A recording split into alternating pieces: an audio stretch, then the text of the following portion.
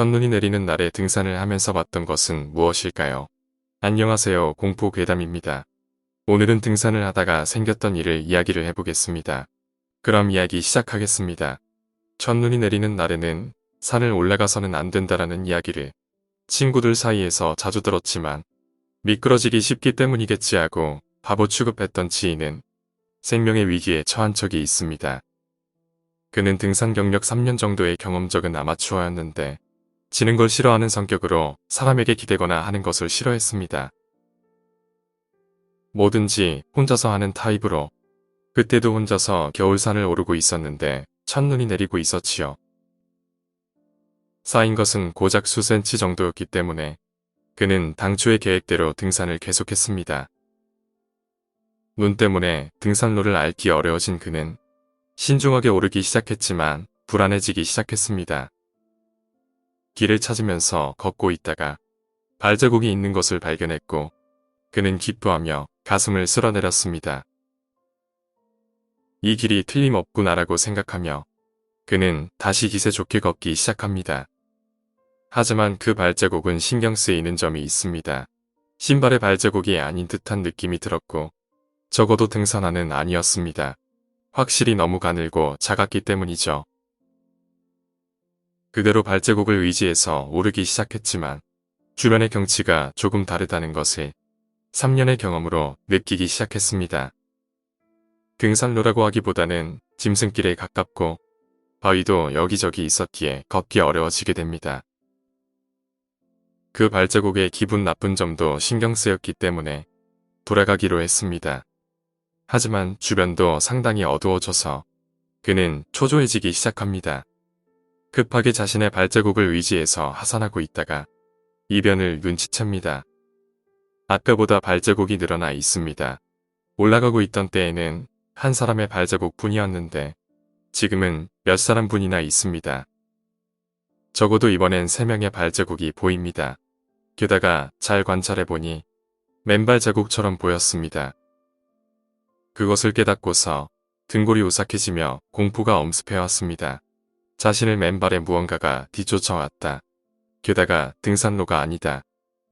그때 그는 지인인 베테랑 등산가의 말을 기억해냈습니다. 첫눈이 내리는 날은 등산해선 안 된다고. 봐서는 안 되는 것이 보이니까. 평소엔 보이지 않는 것이 눈 덕분에 보이는 경우가 있어서 그러면 목숨을 잃을 수도 있다고. 그는 패닉에 빠지기 시작합니다. 어두워지기 시작하고 정체를 알 수 없는 맨발의 발자국. 확실히 헤매고 있었지만 그는 신속하게 발자국을 의지해서 하산하기 시작합니다. 하지만 아무리 걸어도 등산로에는 돌아갈 수 없었습니다. 이제는 완전히 해가 져서 발자국도 분간이 가지 않게 됩니다. 준환이라는 단어가 떠올랐지만 오늘 내에 하산하는 것을 포기하고 야영하기로 결단을 내렸습니다.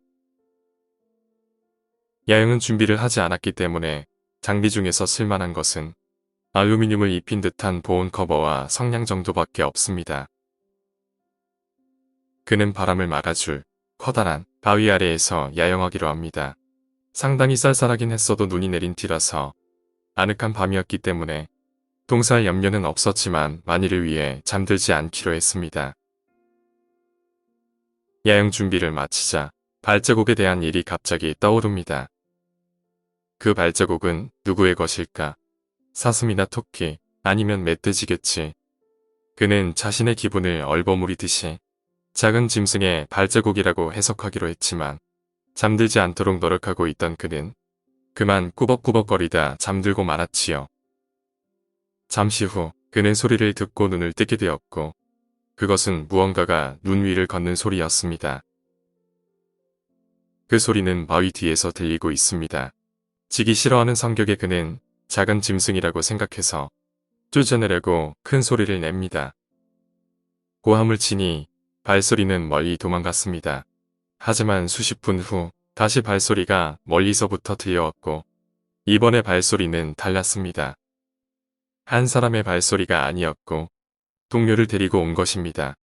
그는 무서웠지만 용기를 내어 다시 한번 있는 힘껏 고함을 쳤습니다.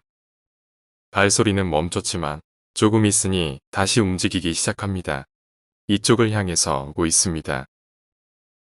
일이 이렇게까지 되자 녀석들이 인간이라고 생각하지 않을 수 없게 되었습니다. 여러 명의 인간이 이쪽을 향해 오고 있었기에 그는 일찍이 없었던 공포에 휩싸이게 됩니다.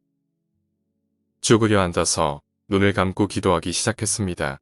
특별한 종교에 속해 있지는 않았지만 어릴 적 할아버지나 할머니가 연부를 외던 것을 어렴풋하게 기억해내면서 보온 커버에 얼굴을 집어넣고 바깥을 보지 않도록 하면서 오로지 엉망진창인 연부를 외웠습니다. 발소리는 여전히 들리고 있었고 점점 가까워지고 있습니다. 밤중에 그 발소리는 계속 들려왔고 마치 그의 주위를 빙글빙글 도는 것 같았습니다. 그는 한숨도 못 자고 반쯤 미쳐버린 상태에서 연부를 외고 있었지요. 아침이 가까워지면서 점차 밝아지는 것을 알 수 있었습니다. 발소리는 점차 멀어지고 있었기에 그는 안도했습니다. 그리고 해가 뜬 것을 느낍니다. 발소리도 완전히 들리지 않게 되기에 그는 조심조심 보온 커버에서 얼굴을 내밀고 주변을 둘러보고는 경악을 하게 됩니다. 주위에는 수십 명의 발자국이 남아 있었습니다. 게다가 전부 맨발의 발자국이었습니다. 그는 피로에 지친 채로 그 발자국을 바라봤습니다. 너무나 큰 공포로 아무것도 생각할 수 없었지만 짐을 꾸리고서 하산하기 시작합니다. 30분 정도 걷자 그 발자국은 도중에 사라졌고 조금 더 걸으니 등산로의 표식이 발견되어 무사히 하산을 합니다. 정신적으로 지나치게 지쳐버린 그는 이를 마지막으로 등산을 그만두었습니다. 오늘 이야기는 여기까지입니다. 꼭 첫눈이 오는 날이 아니더라도 비가 오거나 눈이 올 때는 등산을 해서는 안 됩니다. 여러분들은 항상 안전을 챙기셨으면 좋겠습니다. 오늘 이야기가 재미있으셨다면 구독과 좋아요 부탁드립니다. 감사합니다.